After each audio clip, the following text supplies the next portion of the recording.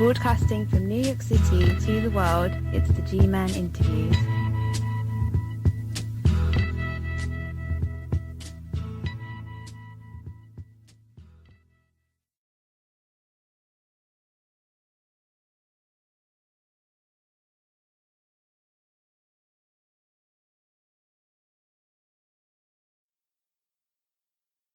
Welcome. The following is an excerpt from a front-page news story that was published in the Arizona Daily Sun on May 18, 2014. It's a fact of life that most take for granted. A turn of the faucet brings an endless supply of water. But for thousands living off the grid in Coconino County, the hot, dry months mean watching water use and worrying about well levels. The nightmare scenario happened for Parks resident Nancy Waldrop earlier this spring. She turned the tap and the water sputtered out. Her well had run dry. Just 100 feet away sits the park's watering hole. On weekends, she says there's a line of trucks with tanks waiting at the standpipe to pull hundreds of gallons of water and transport it to neighboring homes and communities where water woes have become worse than this year's dry winter. Why would they grant a permit to build a community well in the middle of all these other wells, Waldrop said, pointing out that most of her neighbors had wells in the area first. You know you're going to completely drain their wells. You would be tapping into other people's water.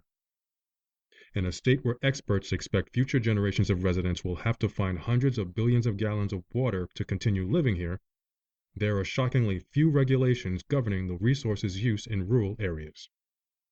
Ms. Waldrop, whose father was a U.S. Navy SEAL, describes herself as a military brat who fights for the greater good. The chef and former California resident joins me to discuss her situation in greater detail and to warn current homeowners and anyone considering purchasing a home in the state. It's a pleasure to welcome you to the show, Ms. Waldrop. Thank you. Given that they were the catalyst in this situation, let's begin by talking about the realtor that sold you the house. I suspect you asked them questions regarding utilities. Did you specifically ask them about water guidelines and usage, and if so, what did they say? Well, it was Cool Country Realty, and no, I didn't at the time because I had come from another state, and so I was told that you could either buy houses that you hauled water or you could buy a house with a well. Well, I wanted a house with a well, and so on the advertisement for the home, it said that it had a good producing well that had produced 9 gallons per minute, had been there since 1988 with a record of production, and so that was sufficient for me. I didn't realize anything else. She had a standpipe, but there was no sign or anything, so I didn't even know what that was. And she just said I had a good well and that I should buy a house with the well.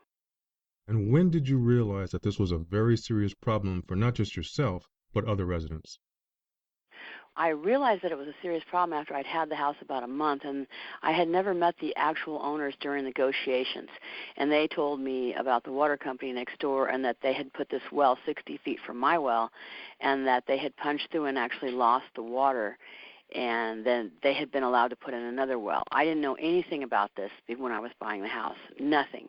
And so then there was a man named Chad Lawrence who had purchased this water company, and he was leaning over the fence and telling me that he wasn't going to run my well dry. And then I thought, oh, my God, I hope it doesn't. So, I worried for several years. And then when it finally did run dry, because there was too many haul water houses drawing down on it and the weather had changed a lot, then I contacted the Arizona Department of Water Resources. They came out and they inspected it, and they told me that there was no laws in this part of the state and that there was nothing I could do about it, and that anyone could have this happen to them if they had a well, because there was no laws about the spacing of wells or the drilling of wells or the depth of the wells or the drawdown or how many people could draw that. So then I realized that everyone who was outside of an active management area was at risk of this happening to them as well. I was extremely impressed with the evidence you presented in your email, which included several documents and photos. There are 4 specific documents and 1 photo that I'd like you to briefly explain. And I'll start with what appears to be an illustration showing your home, the realty company, and the well in question. The wells are too close together. So I have the document that's the actual water laws and guidelines for the state of Arizona. And so on the front of that booklet, it doesn't say that it's only for active management areas. It talks about well spacing and talks about all the guidelines and how close your well can be to someone else's well. It talks about drawdown. And so these wells, my well is only 60 feet from the original well that they dug for the water company. And they kept trying to make it deeper because they wanted to get more water out of it. Well, it didn't have that much, so they punched through and lost that water. And so on their tiny half acre of land, they put in another well, and they got water there. Well, directly across the street, probably about 100 yards away, that restaurant, which is closed now, has a well. And then directly across the street from the old well, or the original one that they dug in front of my house, is 30 feet away is the store's well, and then there's a campground, and that is also closed, and they have a well. And then next to me, my neighbor has a well. So you have 5 wells that are in a very small amount of area. And when I talked to the Arizona Department of Water Resources inspector, he said that if you were to put a water company, that 650 feet was the minimum, and that they would actually measure drawdown to see if a water company was impacting the surrounding wells. Well, none of that has happened here because they said that it was just basically a free-for-all because there was no laws in this area and anyone could do anything they wanted. So with regard to what you just stated, the document that you submitted where it shows 3 arrows or 3 lines pointing up, one says the realty company, one says your home, and the other indicates a well. So that pretty much is an illustration of everything that you're talking about, correct? Yes, that's a picture of how close all these wells are. They're way too close, and they're all going to impact each other. The next document is active management areas and INAs. What are INAs? Those are just active management areas. And so the small dark area that you see on that picture, those are the only ones that there are in the state. All of the large white areas that you see out there, which is most of the rest of the entire state, means that there's some groundwater rules, but not really very many. So pretty much if you live in a rural area, you just do not have any protection. So that includes Flagstaff and most of the whole entire state. I also just recently got a newspaper article where in Pima County, the state actually sold Saudi Arabia tens of thousands of acres of land so that they could grow alfalfa hay and ship it back to their country. Well, this is a desert area, so alfalfa hay is clover, and it takes a lot of water. So those residents right now are really, really upset because they have no groundwater protection. That's what that's illustrating, the fact that there is very limited where you might have some protection. So in an active management area, they regulate how close wells are, they regulate how many there are, they regulate how much water is withdrawn from those, and that if you buy a property there, you have to put in a well. You can't just buy a property and decide you're just going to haul water because you don't want to spend the money on a well. So everything is regulated. It's highly regulated. Those active management areas have been in place since around the 80s. Next, a photo of several cars lined up. What's that about? That is the water company that's directly in front of my house. And so, for quite a few years now, long before even this drought, that well that the real estate company put in is a 180-foot domestic exempt well. It is not a deep commercial well. It's drawing off surface water. So when you have all 1,200 to 2,000 people lining up to buy that water, they draw out all the water and they run it down.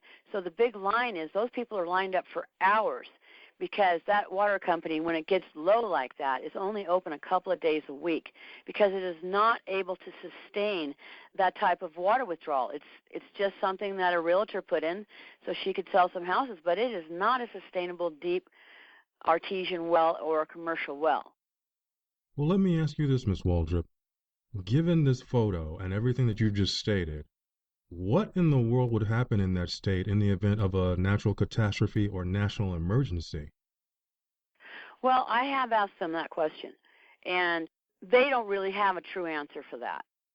So one of the problems that I have with them is that one person will say one thing and one person will say another thing, and they contradict each other. And I've been to numerous city council meetings or county board of supervisors meetings because they have a comp plan that they're working on right now, which is supposed to address the water issues.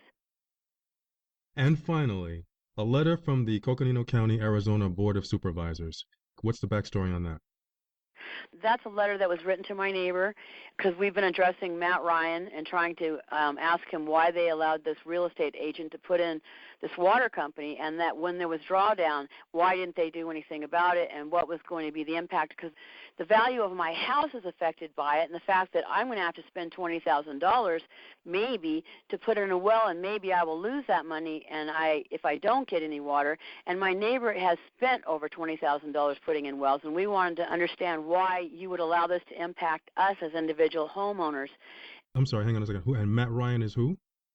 Matt Ryan is the county board supervisor. Okay. He had been calling and addressing him numerous times, and he sent this letter, and basically what it says is that we do not have to limit development, and we do not have to prove water supply. So this has been my big argument with them, is that he's saying that, well, we don't want to have water laws here, and we don't want to change the water laws, because people who want to sell property, they do not want to be limited to have to prove water supply. They want to be able to keep selling pieces of land and tell people that, oh, well, you can just haul water, or you can try to put in a well.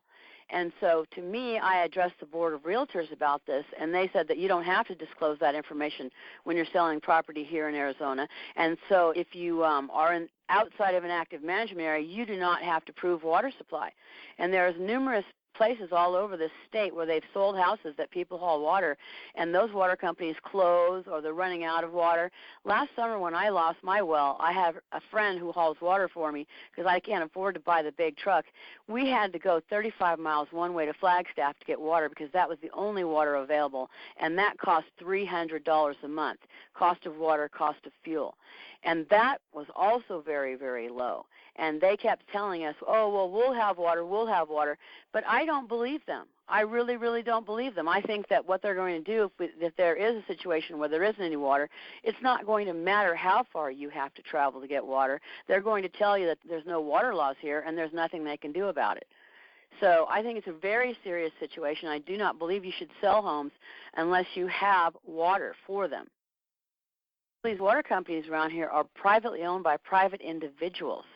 So they're the ones, like this one across from me.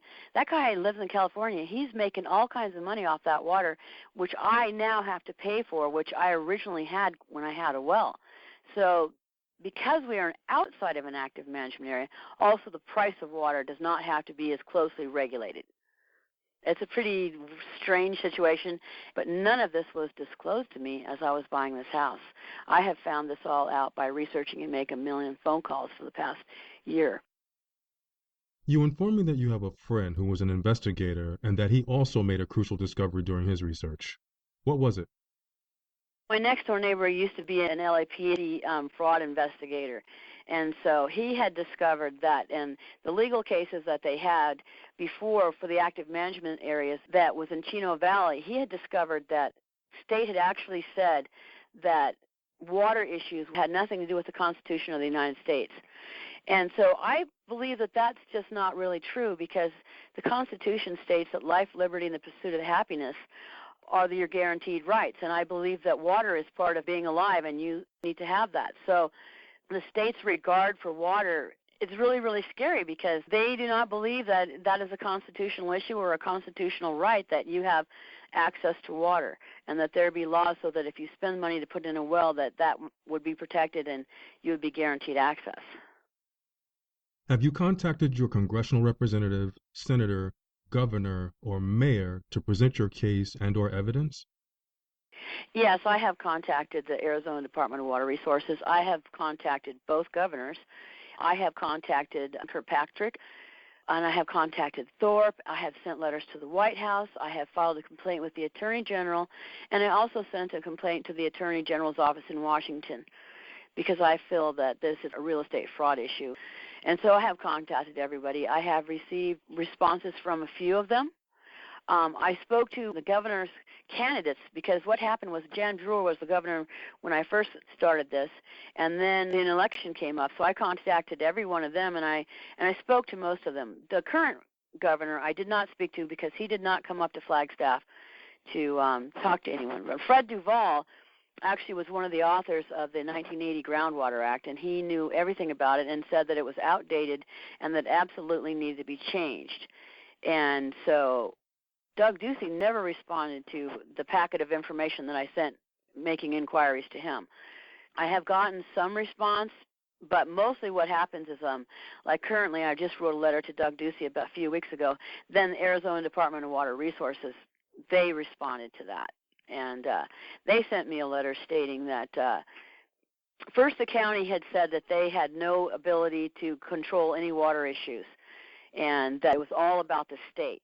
So then Arizona Department of Water Resources, whom I've talked to a lot, sends me a letter stating that they have no control over the county issuing of conditional use permits. So those two things completely oppose each other. One saying that they don't have any control, and the other one saying that they don't have any control. So there's some kind of a lie going on in there somewhere, because the county keeps saying they have no control over water issues. And yet here's another issue. Across the freeway there's a housing group, and there's a lot of real small lots over there, and that's a really, really old settlement. Well, they told those people over there that they could not put wells on their lots because I think they're like 100 by 60 because they were too small. And yet this realtor, her lot is smaller actually than theirs, and they allowed her to put 2 wells in on that. So there's just so much contradiction going on, and nobody wants to admit anything, and nobody wants to tell the real truth, and that's why I keep pressing this issue, because I want some clarification. And I found out that there are places in Kingman and other areas of the state have been fighting the same issue and getting nowhere. And the state, the unfortunate thing about this state is that when people do vote, like in the primary for the governors, only 12% of the population voted. So I just saw a newspaper article last week where they were saying that, well, they were thinking about putting some water issues on the ballot. Well, I think one of the things that they know here is that they'll put stuff on the ballot, but they know that people aren't going to vote. So I don't know. It's just kind of a scary, weird state, because a lot of the old-timers that I talk to here, they don't vote. They said, we don't vote. There's nothing you can do about any of this. And so one of the things that I don't like about it is I feel like I'm not in America. I feel like Arizona's version of America is a really weird, scary thing that doesn't honor the Constitution, that if you're the person who's not a wealthy landowner or an old-time rancher, then you're the one who's going to be the victim of all of these games that they've been playing for a long time with the water. Aside from the Arizona Daily Sun article that was referenced at the opening of this show, how many news outlets have covered this issue? Well, the Arizona Republic is a newspaper that's in Phoenix. So they have covered the issue, and then also PBS, who have contacted numerous times, which PBS is a news station, but it's through the Kyle Center for Water Policy, which is also through ASU. They have something called Beyond the Mirage, which is on YouTube, and they were calling for documentaries. Now, I have contacted them numerous times. I have some videos, but I don't at this time have the ability to make a full-on documentary. But I have been in contact with them numerous times, and they are now actually starting to comment, and they are in the newspaper. Here in New York, we have WABC, or Eyewitness News. The Arizona affiliate, I believe, is ABC 15. Have they covered it at all? No, they really haven't. Channel 3 is the one that I often will call. They do not really want to cover this kind of stuff because this is a very controversial issue, because this is about people who have a lot of money wanting to keep what they have going on, and this is a touchy issue. And then the other thing that's really, really scary about this, when I started learning a lot of this stuff, I started talking about the people who live here, the people who live in Flagstaff and Parks and Williams. I started telling people, did you know that there's no water loss here? Did you know that you could run out of water? Do you know that when you buy a hall water house that there's no guarantee that you're going to have water, that you could be traveling up to 60 miles away? And everyone said that they did not believe that they did not know that. And so nobody knows this. Now, only one time did I see something on Channel 3. This was about a month ago, where there were some people who lived, I'm not really sure where they were. I think they were in Pima County, but they were people who lived out in the desert area, and they all had hall water houses. And this water company was going to try and shut down. And they did put that on the news because these people were going to have to travel 3 hours one way to get water. But that's the only time I've ever seen anything about water. Now, since I started sending out all these letters and making all these phone calls, I don't know if it's me or the other maybe the other groundwater groups are starting to participate in all this, but now there is nonstop stuff in the newspaper about the water laws. And they're finally starting to say that people who live in rural areas have no protection and are basically being denied and ignored. Because Matt Ryan says that people who live out here there's not a big enough tax base to warrant for them to put in any water laws, which is total crap, because if people who live out here are the ones that don't have active management areas, that don't have protection.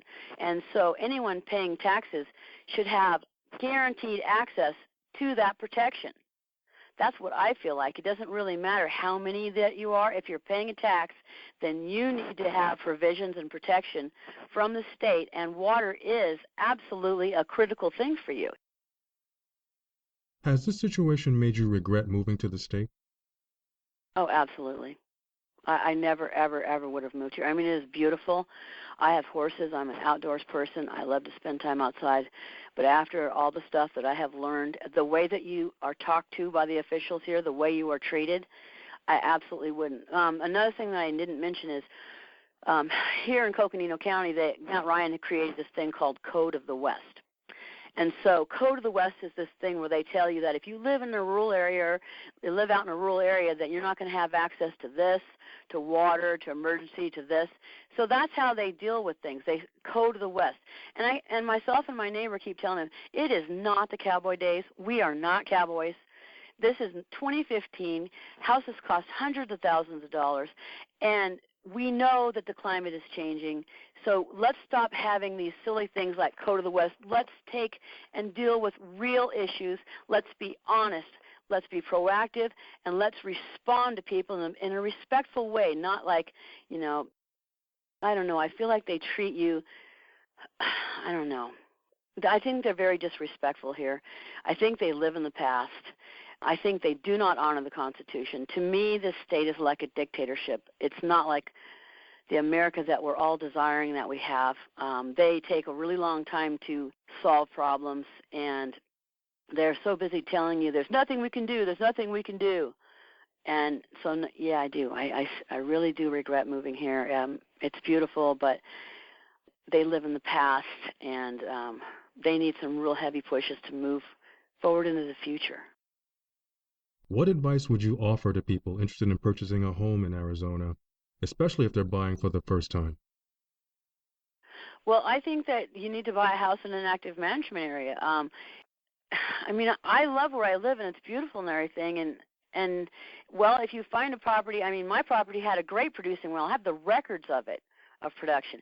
So if you were far enough out and you had and no one was close enough to ruin your well, yeah, I might. But if you were just the average person, like say you wanted to retire or something, you need to be in an active management area, because if you're not in an active management area, there's no guarantee that you're going to have water. Like the thing in Pima County with them selling the water to Saudi Arabia, those people out there, it's far enough away that they would have good producing wells. But if some big company or some big group comes in and they start sinking these really deep wells and taking out a lot of water, you're not going to have any water. And you're going to have to, spend $20 or $30 or maybe $50,000 or $60,000 to buy a truck and a trailer and a pump and all that stuff. That's what my friend has, that, or I would have to do that. So you can haul water. And then you might even be hauling water from hours away. So I would say don't buy anything that's not in an active management area until they decide to look at this, be honest, and change these laws. I thank you for taking the time to share your findings and story, Ms. Waldrop.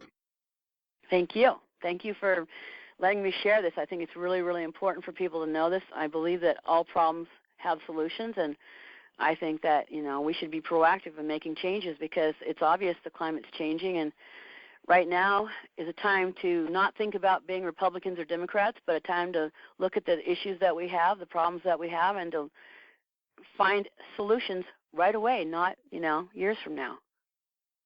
On November 16th, the G-Man Interviews contacted the offices of Governor Doug Ducey and Coconino County District 3 Supervisor Matt Ryan.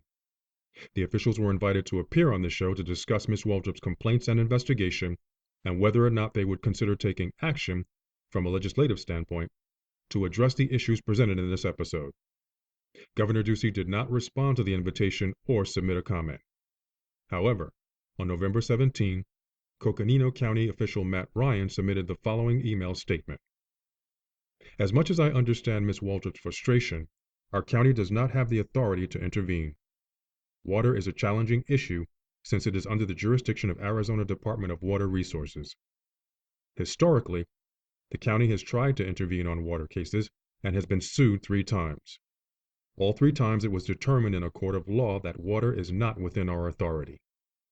We cannot deny growth related to water availability. We cannot even take testimony on our hearings on water related to growth. A person has a right to seek methods to optimize their use of their property. When they do, we can consider the infrastructure and impact, but again, not whether there is water or water in adequate supply. There is always the option for property owners to proactively come together and form an improvement district to develop water infrastructure and improvements using a petition process and by taxing themselves. The county provides communities administrative assistance for the process. It is a way for communities to come together and to develop and leverage for water and infrastructure beyond the individual level. There is also the alternative for communities to do so without using the improvement district process, whether by nonprofit or for-profit methods of organization. I thank you for joining me for another edition of the G-Man Interviews, and I invite you to visit my independent news and information site, From the G-Man, which is an extension of this series. It covers a broad spectrum of hard news, human interest stories, and politics that I think you'll find extremely interesting. The link, as well as a link for donations in support of both of my news and information sources, has been posted in the description area. I'm the G-Man, and until next time, stay cool, stay safe, and stay informed.